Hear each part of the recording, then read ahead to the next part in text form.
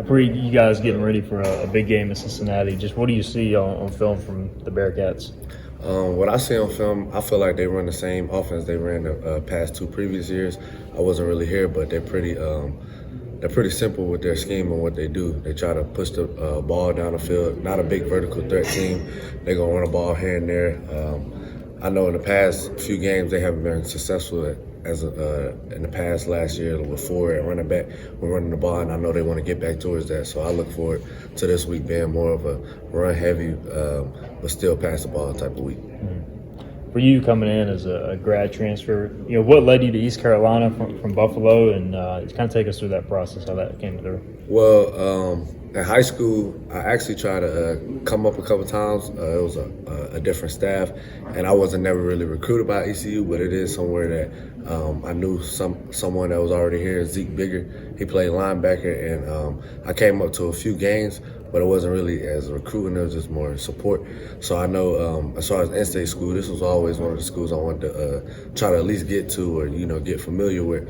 So after leaving Buffalo, I entered the portal. It was between here and App State. When I visited both, I felt more of the family vibe, and then, it was straightforward, clear cut.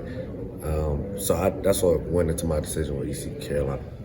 And you came here. You played a lot of Buffalo. You played a lot of special teams here early, but you kind of had to wait your time for corner. So, right.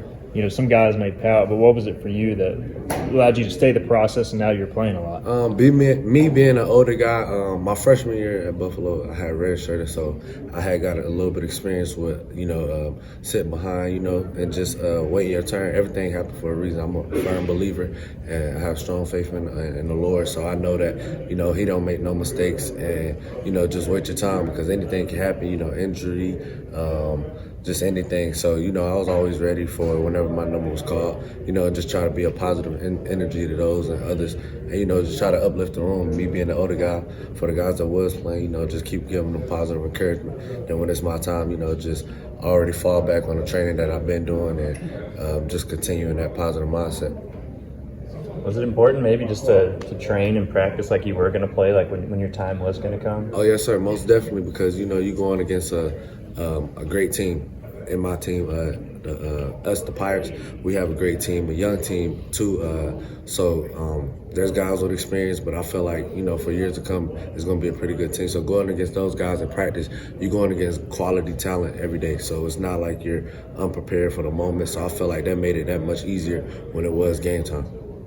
How have the last few weeks been at practice? You guys got to be feeling pretty high after those last few games. Oh, yes, sir. Yes, sir.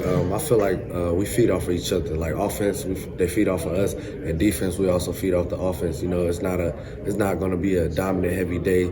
Some days one side may win, but each side is going to make respectful plays on one another. So I feel like it is definitely a competitive spirit in practice, knowing that we're fighting for something bigger. When you come in as a transfer, what's that mindset like from you, and then how were you welcomed by the team, in the locker room, especially because you want to make good chemistry with those guys? Oh, yes, sir. I think it's all about respect, especially like mutual respect. Not coming in on the high horse like, I'm some older guy, I came from this school, blah, blah, blah, I played in the past. This is my spot. It's more so, encouragement for both sides. Like, all right, sit down with a couple guys. This how we do it as a family, and they show you that family chemistry, and you just fall into line. So basically, I feel like me being the transfer guy, I can bring a little bit of my experience to the team, and they can also, show me the way of how they do things here. So I feel like it both meshed well, actually.